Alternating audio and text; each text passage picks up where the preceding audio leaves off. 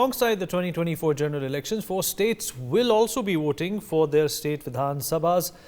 These are Odisha, Andhra Pradesh, Arunachal Pradesh and Sikkim. Let's take a quick look at the dates announced for these 4 states and what in fact transpired in 2019. Let's in fact look at Arunachal Pradesh. Total number of seats is 2 and both of them were dominated and captured by the Bharatiya Janata Party. Remember, Arunachal Pradesh used to be a favorite electoral ground for the Congress party, but the BJP in fact has made steady gains over the last few years and it is expected to remain the same in 2024 as well. However, the Congress tried a number of experiments. There were a number of, in fact, other players that tried to, in fact, ally with the Congress party, but nothing worked out. Is the BJP going to be able to repeat its magic in Arunachal Pradesh? Well, we will know that pretty soon. In Sikkim, total number of seats is 1, and of course that went to the regional party SKM. In fact, the feelers are very probable and definitive that it is going to be a repeat of 2019 as well. Andhra Pradesh, total seats 25, the halfway mark is 13. The YSRCP continues to be a popular contender. The TDP, of course, with 3 seats in 2019. The BJP drawing a blank there along with the Congress and others as well. This is, of course, going to be a test for Mr. Jagan Mohan Reddy as well, who has been under some sort of scrutiny over a number of problems that have been reported within his party cadre as well.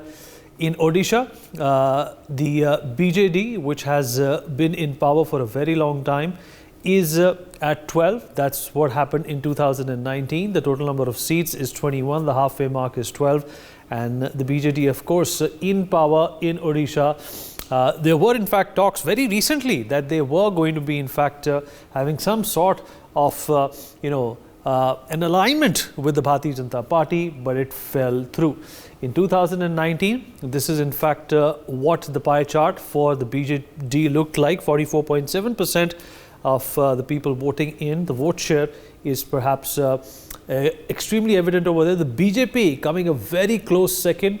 There is not much of a difference between these two. In fact, we'll get to see what happens in Odisha in context to what the BJP has been wanting to achieve in this particular state. The Congress, of course, at 16.12%. Other parties, including the BSP and the CPIM, not in fact even crossing a whole number over there. So Odisha, the 2019 vote share goes on to tell you that if these are the figures that the Biju Janata Dal is going to be looking at, then they definitely are in a steep competition with the Bharatiya Janata Party, which has been looking to cement its place by organizing a number of rallies. In fact, the Prime Minister also visited Odisha just a few weeks ago.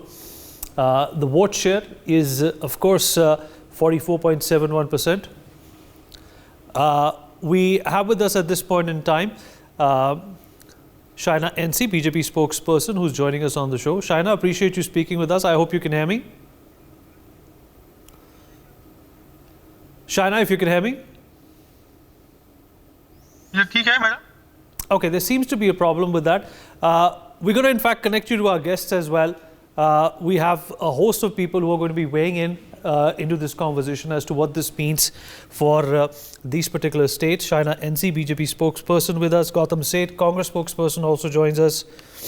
Varla Ramaiah, Vice President of the TDP, also joins us on the program to talk about this. Mr. Ramaiah, I hope you can hear me, sir. Thank you for speaking with NewsX. Shaina, I'll just come to you momentarily. Mr. Ramaiah. Hello, ma'am. This is Varla Ramaiah of Telugu Desam Party from Vijayawada. Can you hear me, sir? Hello. Can you hear me, sir? Mr. Ramaiah, can you hear me? I am. So you have to answer to my questions, not Shaina's. Perhaps you can do that later when we get into a debate. I hope you can hear me, sir.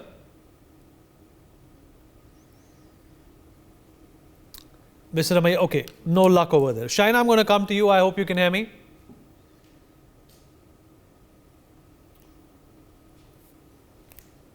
Hello, Shaina ji, are you in Mumbai? No luck over. Okay, there seems to be a problem with the audio connection. We're going to figure out that technicality very soon. Mr. Rishi Bagri, political analyst, also joins us on the program. S. Rajiv Sharma, spokesperson for the YSRCP, with us on the program as well. Mr. Sharma, if I can start with you, can you hear me? Hey, this is Rajiv Krishna. Hi.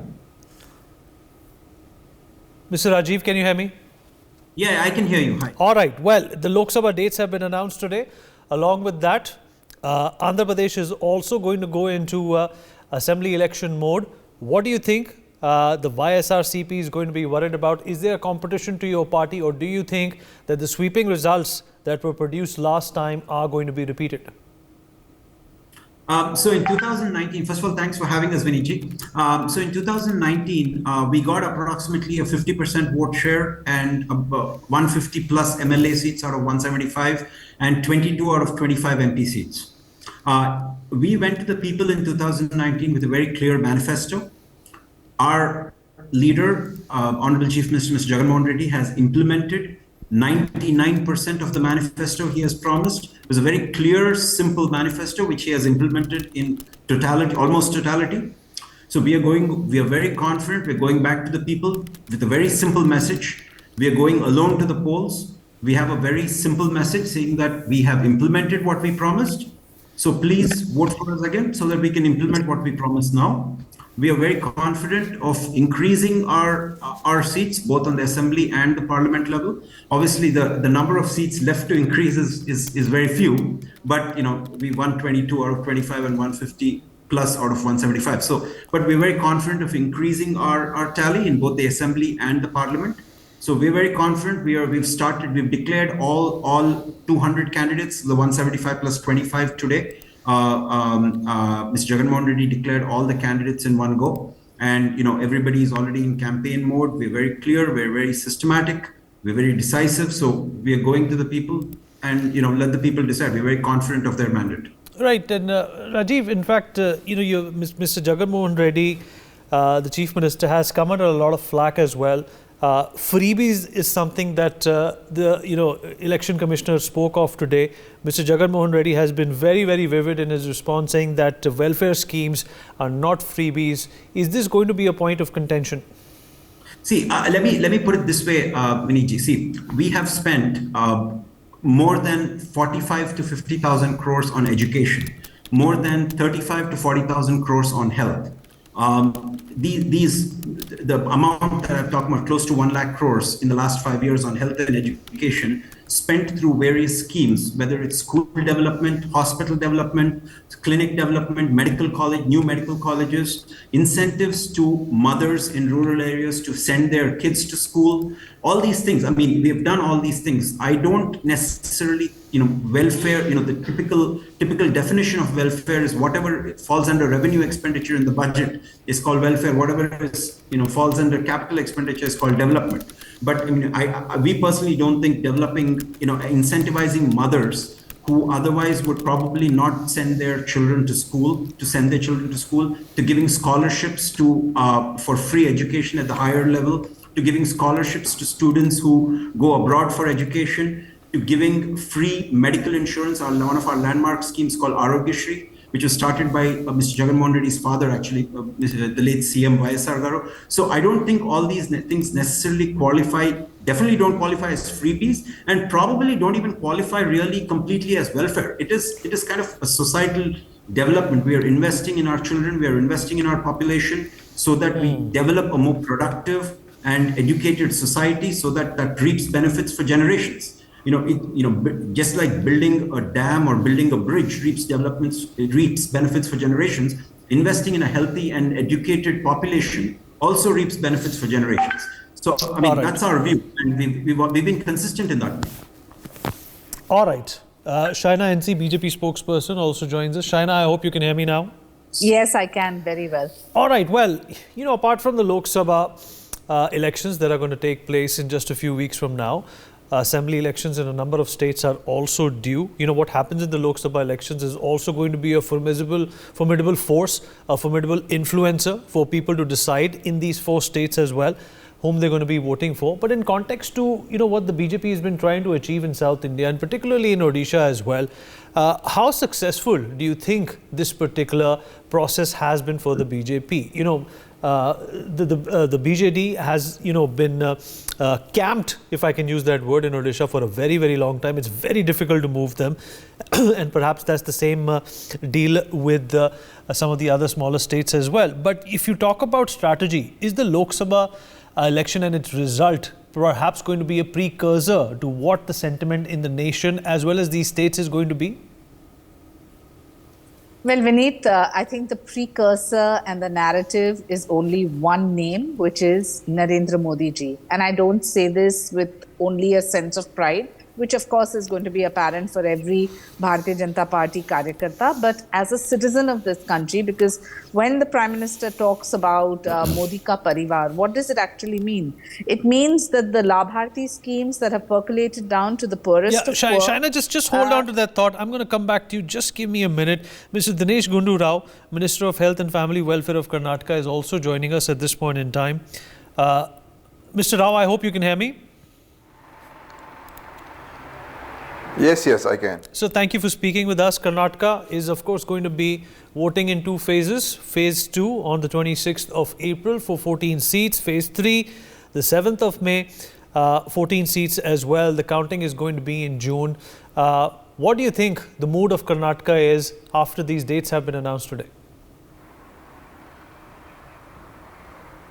No, of course, the mood is very positive in Karnataka, and I think across the country also, I feel that people's voices are being suppressed and the true feelings of the people are not emerging. But in Karnataka, of course, I think we are on a very good wicket this time. We swept the assembly election. We saw how the previous BJP government in Karnataka had proved to be one of the most corrupt governments ever in the history. And today, if you look at what's happening at the national level also, it's very clear that the BJP is the most corrupt government in the history of Indian politics, and this electoral bond issue has completely exposed the BJP and what the Prime Minister has been saying all along, and his authoritarian regime and the rise of inequality, the corruption that is happening, the misuse of agencies. Even Election Commission today has become a puppet in the hands of the central government. So this election is going to be a very pivotal election for India's democracy, and I think people are observing it very closely. And Karnataka, as far as Karnataka goes, I'm sure of a very good result for the Congress here, and we should be able to win at least 20 plus out of the 28 that we're going in for polls. Mr. Rao, the psychology with which a person votes for his state and with which he votes for his leader at the centre is perhaps poles apart. Would you in fact give credence to the voter in Karnataka for the issues that persist in your state as well? If you look at Bangalore, it's been in the news for all the wrong reasons, the water shortage and the infrastructural challenges. Do you think that will also play on the voters' mind? See, water shortage is definitely a problem, and we are tackling it with right earnest. And this is a legacy issue, and people of Bangalore also know that it is not this government that is responsible. It is a situation that Bangalore has been facing. In spite of that, we are tackling the issue not only in Bangalore, across Karnataka. We have had the most severe drought for a very, very long time, and there is serious water crisis across the state. And unfortunately for us, this time the government of India has not stepped in and even contributed even one naya paisa for our drought relief. For the first time in the history of Karnataka politics, central government has completely washed its hands off, and this is what people know. We've repeatedly asked them for funds, and they have completely ignored us and have not given anything for drought relief. So problems are there. This is a problem created by nature and abused by humans, and the way we do our development. And there are so many structural problems that we need to tackle in the longer run. And we have got many other programs that we want to implement that will see that Bangalore gets enough water in the future. But these issues, I don't think people realize that our government is doing its best. And we are seeing that how the center has completely done injustice for Karnataka in terms of fund allocation, in terms of tax devolution, in terms of giving us help when we need help.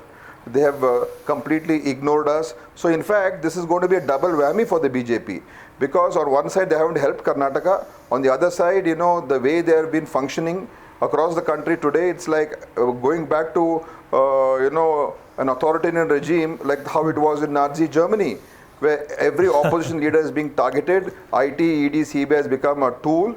And this is like Hitlerian politics being played out in the country. Right, and unfortunately, even media, most of the media today have succumbed to it. So this is another major issue. And slowly people are realizing what is actually happening. Right. So we're going to try to be as neutral as possible.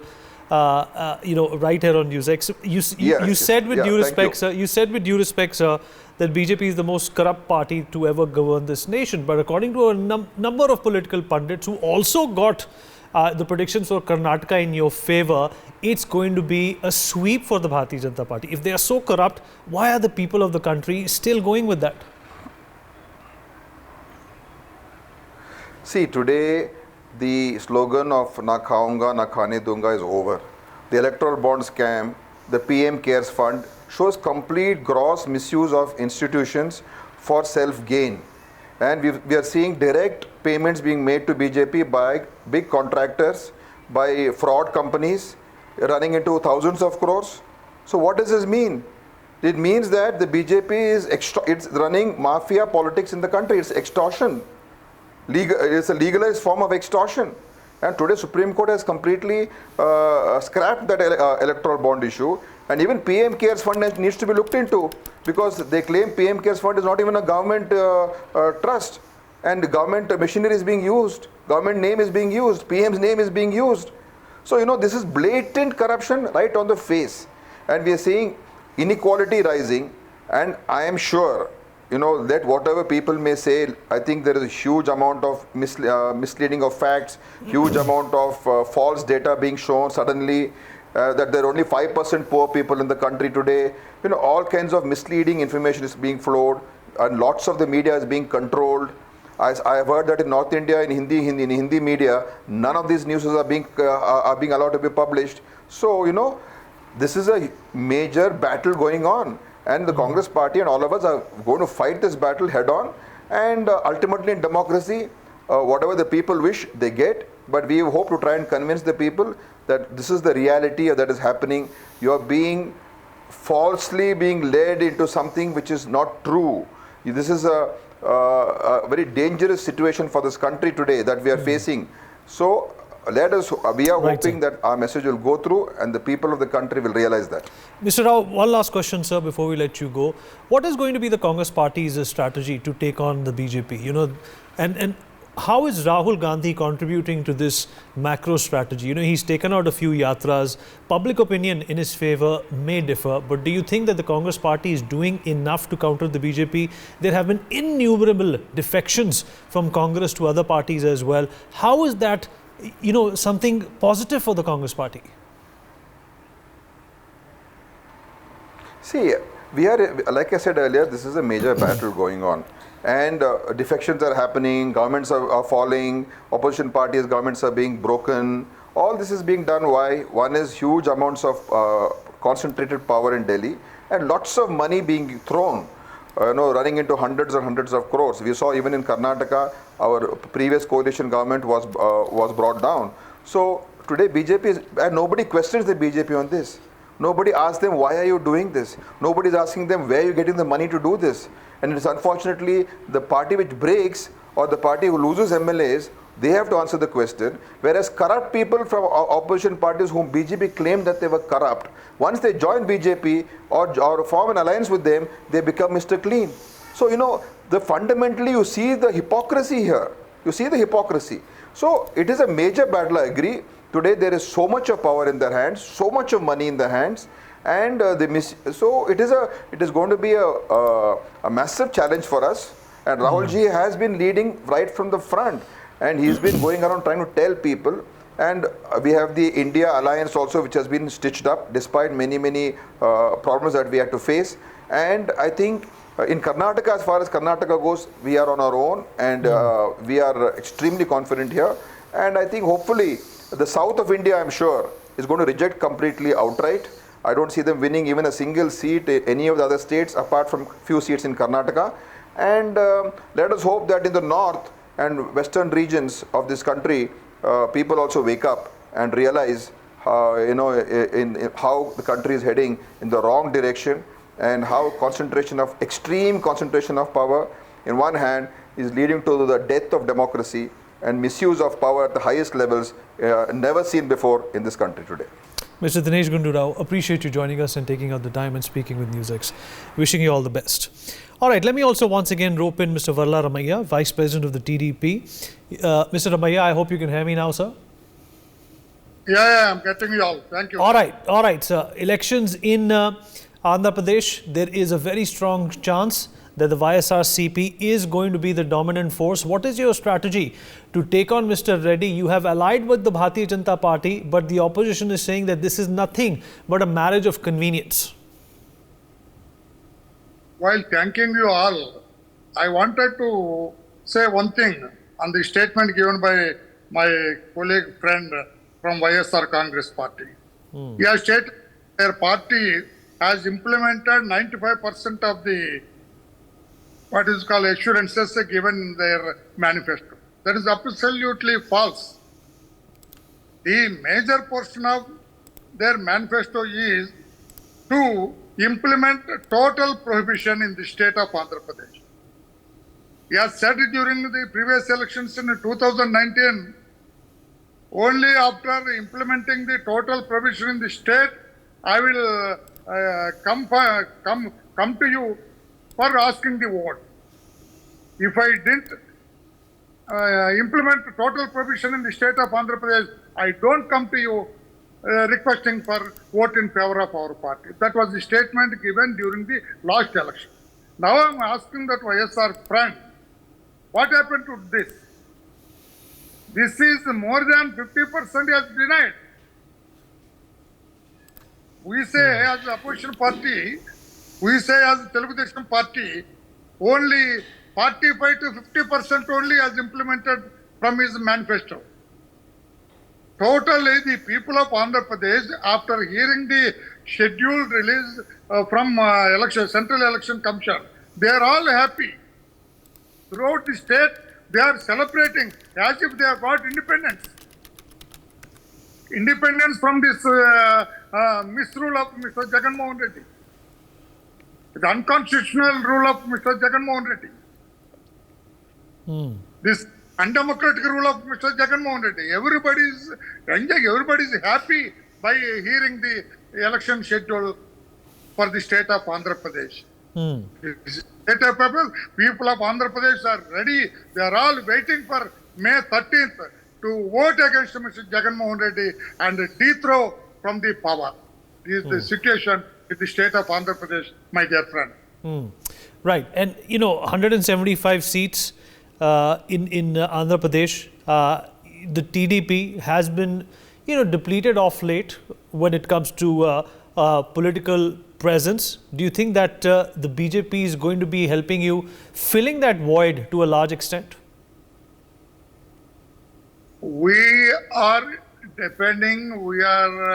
going with the BJP with a way of getting some logistics help from the to get some logistics in favor of Telugu Desam Party.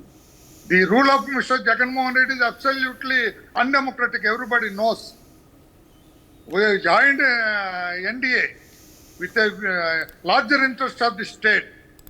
We want to get the help of center also for the development of the state. The people of Andhra Pradesh in all-round development has come to standstill. Even nobody, even scheduled caste people, backward community people, unemployed youth, women, nobody is happy with the people of Mr. Jagan Mohan Reddy. They are all waiting for Telugu Desam Party to come power. Mr. Chandrababu Naidu, our party's supremo, well experienced. Okay. Let me rope in Shaina NC once again. Shaina, I'm sorry I had to cut you off. But, with context to Karnataka and, in context to what Mr. Dinesh Gundu Rao also said, I'm sure you would want to respond. I tried to counter him on a number of allegations he made, but the fact of the matter is that, the outlook for a voter when it comes to state and central elections is absolutely different. Do you think with the kind of crisis Karnataka has seen, this reality just may dawn on the voter when he goes out to vote whom he wants at the centre? Vinitji, sorry to interrupt. One second. If you can give me an opportunity to respond after Shainaji. I'll come to you. Let me just take a response from Shaina, then I'll come to you. Vineet, you're right. You absolutely cut me off. So hopefully you'll give me my moment. Absolutely. Apologies for that. That's fine. Mr. Gundu Rao had a lot to say about corruption. Let him please soul search and see why the Honorable Prime Minister is the most popular Prime Minister that India has ever seen. Couple of reasons. Not just being hardworking and ensuring that the schemes of the Labhartis reach to every single state, but percolate down to the poorest of poor. Let's not forget what his own leader, Mr. late Rajiv Gandhi said, where for every 1 rupee, not even 15 paise reaches down to the poor. And look at the scenario here. The Bharatiya Janata Party delivers on all accord, be it the women of this country, the youth of this country, the senior citizens, the schemes, Ujjwala Bharat, Jan Dhan Yojana, Mudra Banking, Ayushman Bharat, Fasal Bima Yojana, households getting homes, meaning people who are given under Ayushman Bharat and under Awas Yojana, the best healthcare facility and homes to stay, Sauchalayas. The list is endless, and this is not limited to people based on caste, creed, culture, or for that matter, state to state. You talked about the South. Now, I want to say, in a state like Karnataka, which has been brewing with the corrupt practices of the Congress, this is an opportunity and a referendum where people will come out and vote for Prime Minister Modi, vote for stability, good governance and his political will.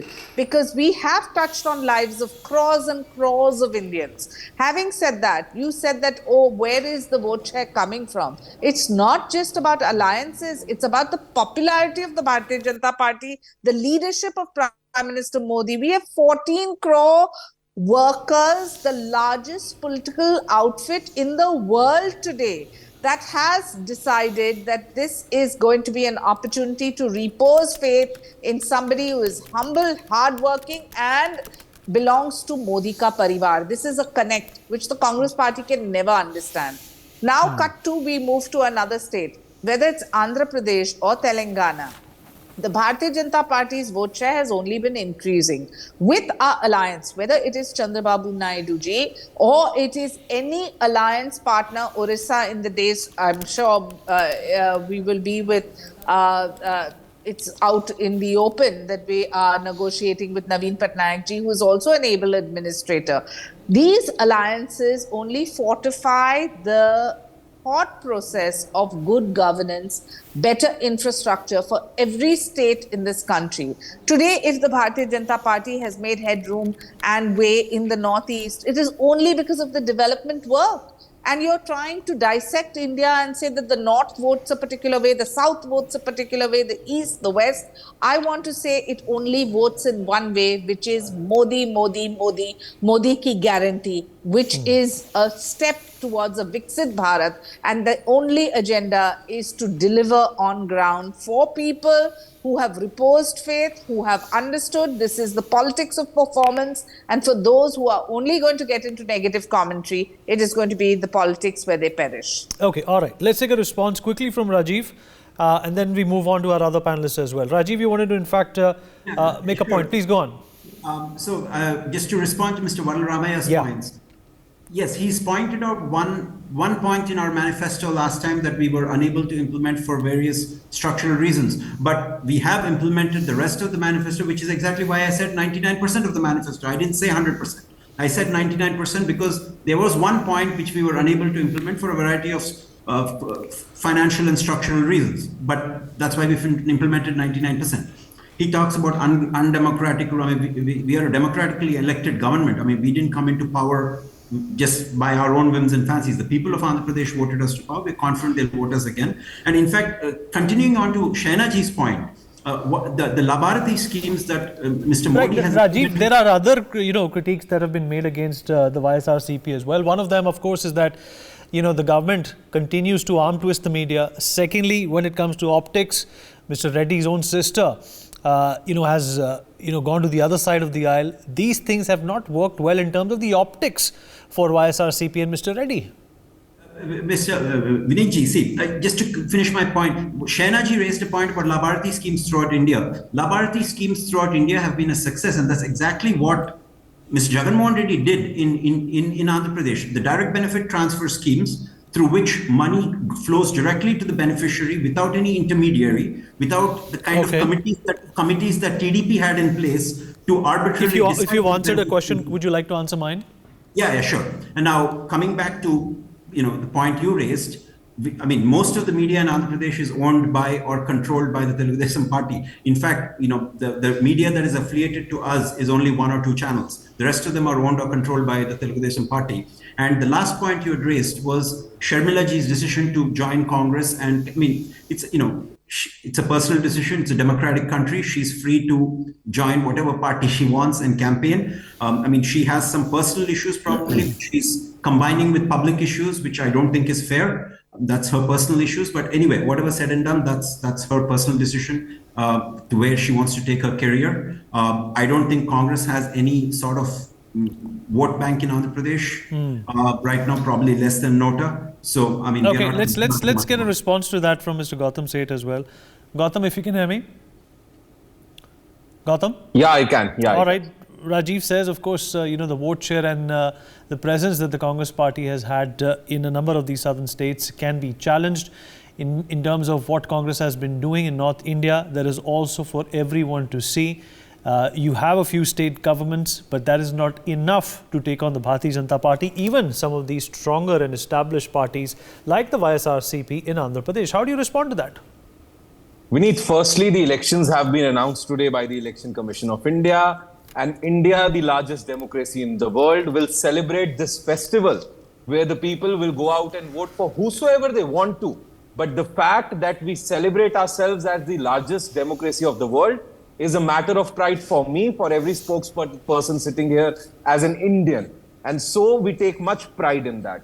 Coming back to the elections in Andhra Pradesh or the general elections as a whole, the Congress this time is focusing on making sure that the elections are fought on policies. 10 years of the Narendra Modi government, the report card, the initiatives, the policies brought for public welfare. The state elections as well. We wiped out the BRS in Telangana. I was a media in charge there. I remember people and the national media claiming Congress has no presence left in Telangana at all. And we won that election. Similarly, when it comes to Andhra Pradesh, it is going to be YSRCP versus the Indian National Congress. The BJP and the TDP are not even in the race. It is like the MIM and the BJP in Telangana. Similarly, the TDP and the BJP in Andhra Pradesh. So they are nowhere in reckoning. And to even talk about them in context of Andhra Pradesh, I think is wasting the voters' time. The Congress has massively gained in Sharmilaji's leadership, and the Congress is on the way to form the government in Andhra Pradesh as it has done in Telangana. On the national front, we are talking about Yuva Nyay, we are talking about Nari Nyay, we are talking about Kisan Nyay, we are talking about Shramik Nyay, and we are bringing our roadmap, our policy-oriented politics aimed at public welfare, aimed at directed subsidies for the ones who need them. And on the other hand, we have somebody who for the last 10 years has been a dictator, who has led the biggest extortion racket in the country by the name of electoral bonds, who leads a government which just talks about populism, which just talks about religious division. There is absolutely no work, no report card Gautam, that they have to talk about. The question is then, why do they keep winning? Why do they keep being elected? Why do states continue to get wooed by the BJP if these are the charges against them? I would say here, people would put charges on the Congress all the time. We were winning, we did some mistakes, we lost in 2014. They won 2 consecutive elections at the center, they won many states, we won many states. We won surprising states like Telangana. They said, Karnataka, you can't win, we won Karnataka. We won Himachal Pradesh. Before that, we were in Punjab, we lost later. So one by one, we are also gaining. They are doing their best. This is what a democracy is. People vote for whosoever they want to. We will take our roadmap to people, and the BJP will take the roadmap to people.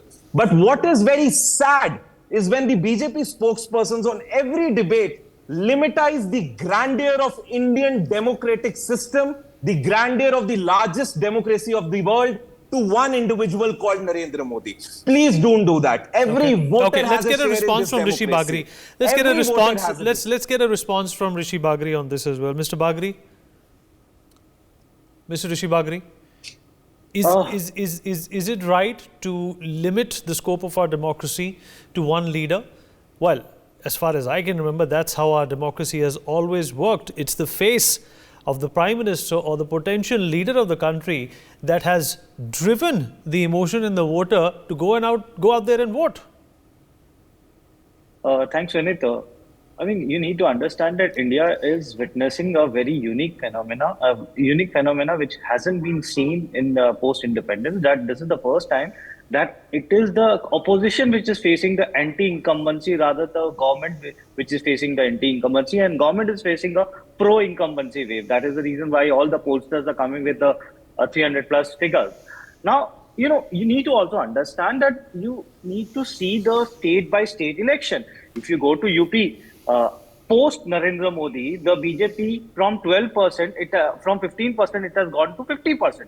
In West Bengal, from 16% post Modi, it has gone to almost 40%. So you cannot just say that who is Modi. You cannot say that, because obviously that man has actually made a big difference in the way the functioning of the BJP has done. BJP used to be 140, 150, 180 party. Now it is talking about 300 plus party. So definitely that man has made a very big difference. Then you see the numbers of votes.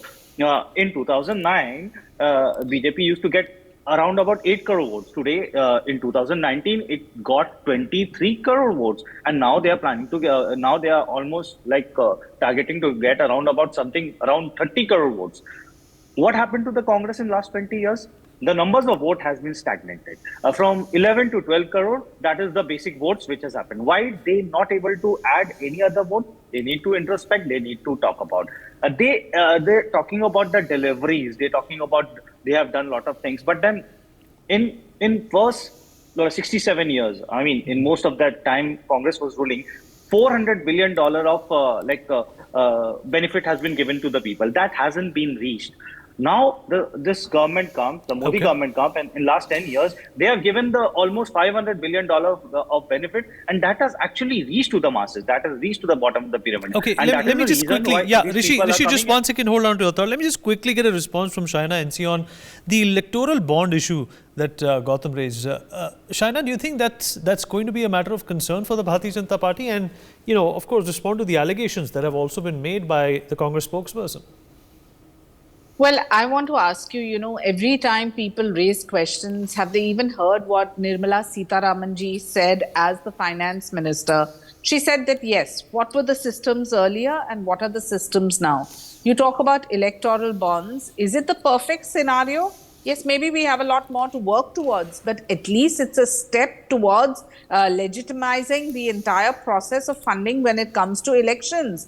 And please do understand, for those who are critiquing Prime Minister Modi and questioning who is he, maybe the world over, India has never received this kind of accolade, this kind of respect, this kind of admiration for a global leader who has put India on par.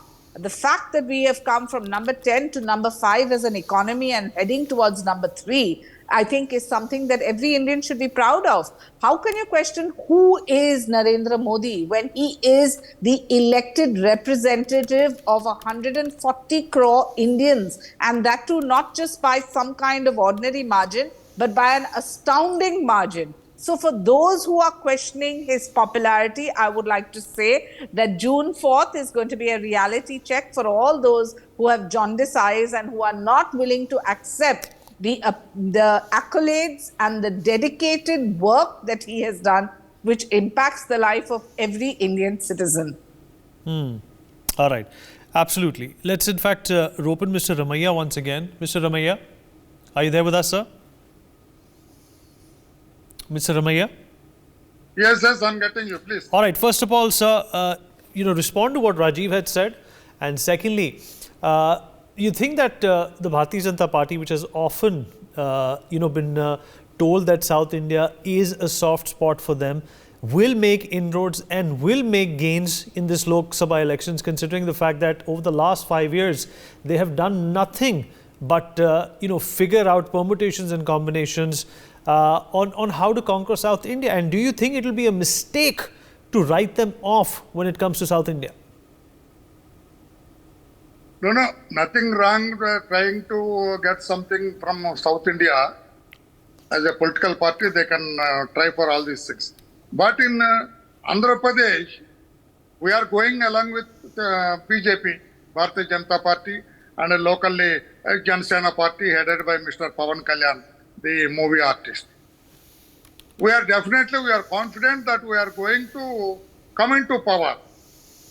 Definitely this tri-party, Bharatiya Janata Party, Telugu Desam Party, headed by Mr. Chandrababu Naidu ji, and Janasena Party, all this coalition will form the coalition government, definitely. People are not interested in Jagan Mohan Reddy's role. They are fed up. As my learned friend from YSR Congress said so many things, but nobody is happy. Even scheduled caste people, the government, Mr. Jagan Mohan Reddy, he refused to take the funds from central government for the development of the scheduled caste people in the state of Andhra Pradesh. The state SC Finance Corporation, it became a laughing stock in the state of Andhra Pradesh. Through this SC Finance Corporation, nobody is benefited. They could not give a single welfare activity from the SC Finance Corporation. Like that, BC corporations also. He has established so many corporations, but he did not sanction any amount for this corporation. They all become a laughing stock. That's why people of Andhra Pradesh... So just hold on to that thought, Mr. Sujit Kumar, BJT Member of Parliament, Rajya Sabha, also joins us on the show. Mr. Kumar, thank you for speaking with us. I hope you can hear me. Mr. Kumar?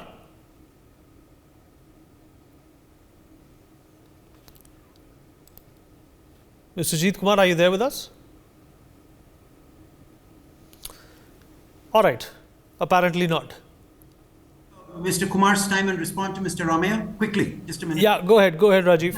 No, see, first of all, I think the way Mr. Ramaya referred to his alliance partners itself shows the respect he has for his. He referred to BJP for logistics. I don't know what that means. And then he refers to Mr. Pawan Kalyan as movie star. I mean, I don't know. I mean, like, it's kind of it reminds me of a saying, Viniji, like it's a kahawat in Hindi. I don't know.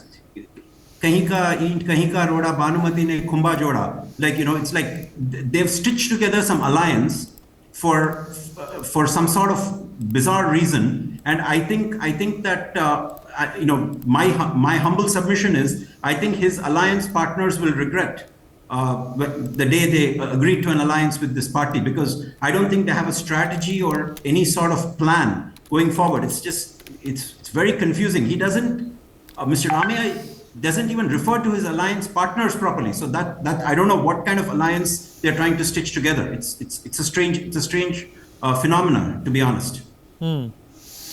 Okay, all right. It's a strange phenomena, but these alignments, Rajiv, that are likely made just a few weeks or months before elections are important. If we look at what's happening in Odisha, the landscape in Odisha might completely change because of the BJP and the BJD figuring out something together, and BJP happens to be the main opposition in that state as well. In fact, let me go back to Gautam Seth. I'm sure he has a lot to say on the back of what Shaina also said. Gautam, if you compare to what the electoral bonds have done today and all the old methodology which did not bring about transparency, wouldn't you say that was perhaps an improvement from what we got to see back in the days when UPA was in charge in terms of transparency?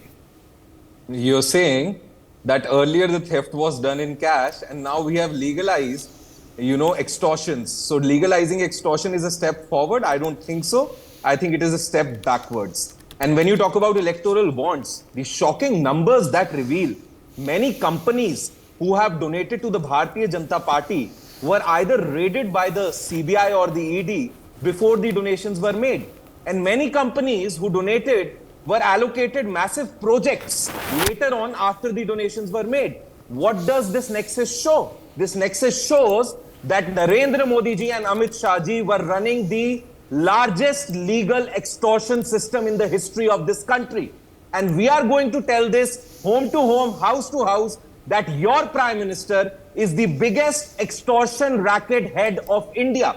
He runs an extortion racket by the name of electoral bonds. Let it be on the national TV. Let the people of India know that this Modi, who is kind of a demigod and is projected like a demigod. Okay, Mr. Sujit Kumar, BJD Member of Parliament, Rajya Sabha, also joins us on the program. Mr. Kumar, thank you for speaking with us, sir. I hope you can hear me. Yeah, good evening. I'm sorry, I'm in the train and my net.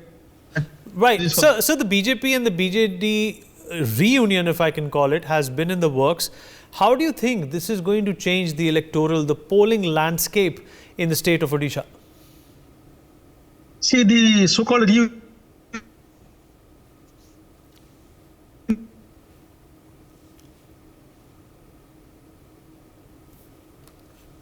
All right, there still seems to be a problem with your connection, sir. We'll try and patch you in again. In fact, let me go back to Gautam Seth. Gautam, pick up from where you left, Gautam. Go ahead. Yeah. So having said that, I expect the ruling party, we expect the people of India, expect that after 10 years of governance, when you go and ask votes, you talk about how many jobs have you given. You talk about how much you have done for women empowerment. You talk about how much you have done for upliftment of the downtrodden. At the pace that India is growing today, that is 6%, you talk about being a world power by 2047. If you look at the same pace and calculate the per capita income, we'll not be even at $15,000 by 2047. And that is China being ahead than even today. So what are you talking? Are you trying to sell lies? Are you making a fool of the people of India? Gautam, what about India's current economic standing? You know, we're the 5th largest economy in the world. Look at India's image. Look what we were able to pull off during G20. Look at the respect that we have carved for ourselves when it comes to, world opinion. Isn't that something which should be, in fact, looked upon as an achievement, despite the political differences you might have with the Bharatiya Janata Party? At your debates with much eagerness, because I always find them very neutral, and you are one anchor, I must say, who has carried the flag of journalism very well. And when you talk about taking pride in that, I do not take pride in that, because India has led a crony capitalist economy where the rich is getting richer, the poor is getting poorer, and the middle class is where it has always been. When you talk about 3 businessmen becoming multimillionaires and making it to the top list of the world, but I look at those lakhs of people in villages still struggling to buy mustard oil, still struggling to buy onion, tomatoes to feed themselves and feed their children regularly. I look at that India, and you look at the India that is shown on the social media and the media narrative dictated by the PMO every day. So for me, the rural India is what matters. All right, let me get a response from Shaina NC to what you have said. Shaina, please respond. Vineet, I have so much to say. 28 crore Indians who get out of the below poverty line and are empowered in their lives. 18 crore Indians get toilets. 13 crore Indians get homes under Pradhan Mantri Awas Yojana. Crores and crores of Indian women get bank loans through Mudra banking. Jan Dhan Yojana being the largest financial inclusion scheme world over. All these are facts and figures which are in the public domain. Look at what Ujjwala has done to the women of our country. Rural, you talk about, you go to every mountain place. I was recently in Uttarakhand, right up at 3,000 feet. Why are they voting for Modi? Because शौचालय है. क्यों? क्योंकि आयुष्मान भारत है. क्यों? क्योंकि हमारा घर बना. क्यों? क्योंकि जल मिला. क्यों? क्योंकि हमारे पास इलेक्ट्रिसिटी है. क्यों? क्योंकि आज रास्ते बने हैं.